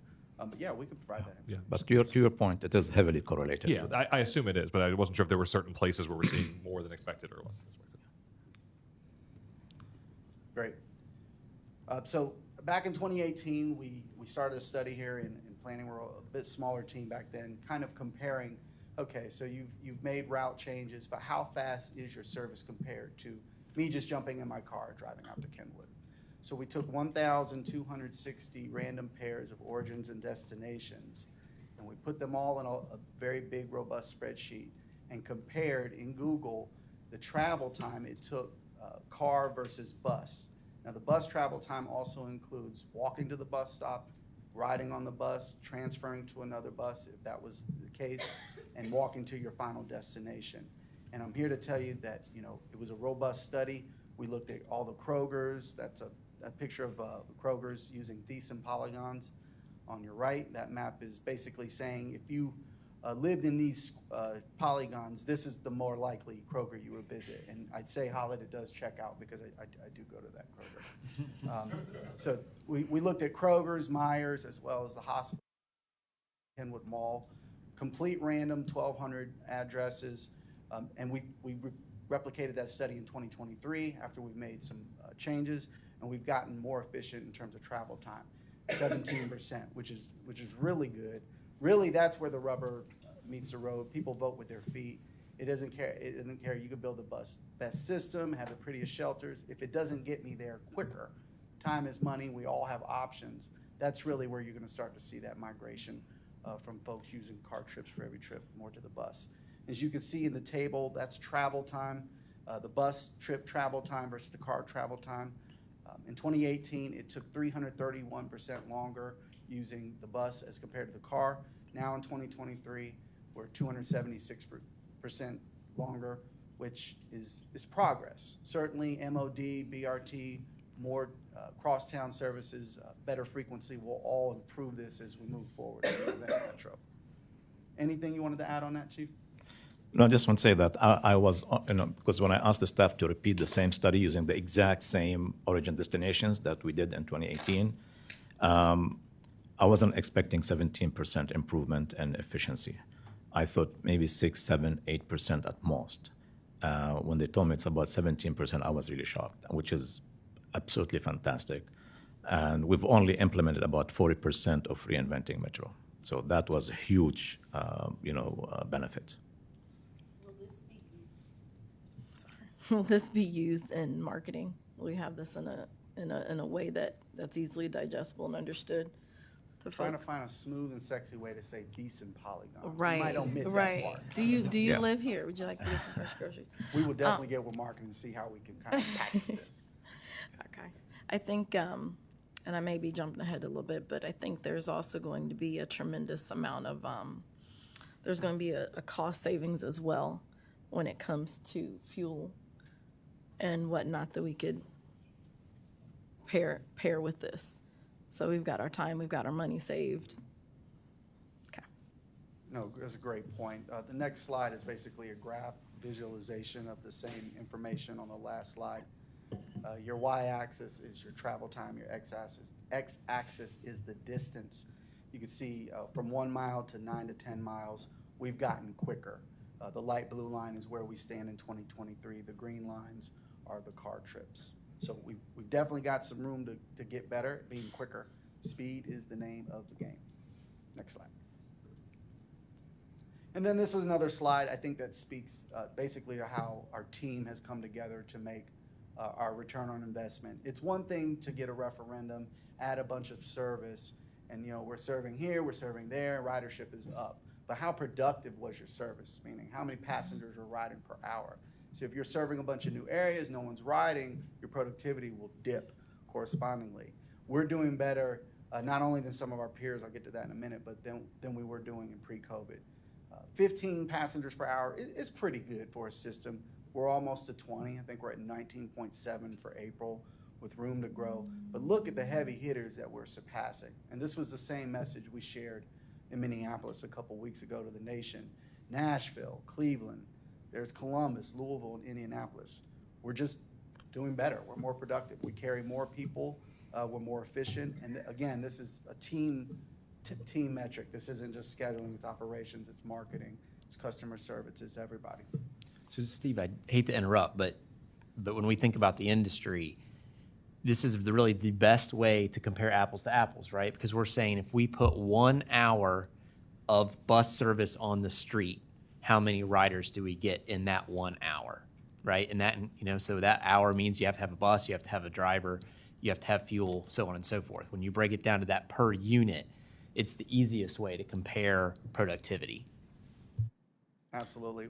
We've got our main routes, 33, 17, 43, doing well over 30 and 40 passengers per hour at times. So, again, just to put this in perspective, pre-COVID, most agencies had productivity of between 16 and 20, and that was considered pretty good productivity.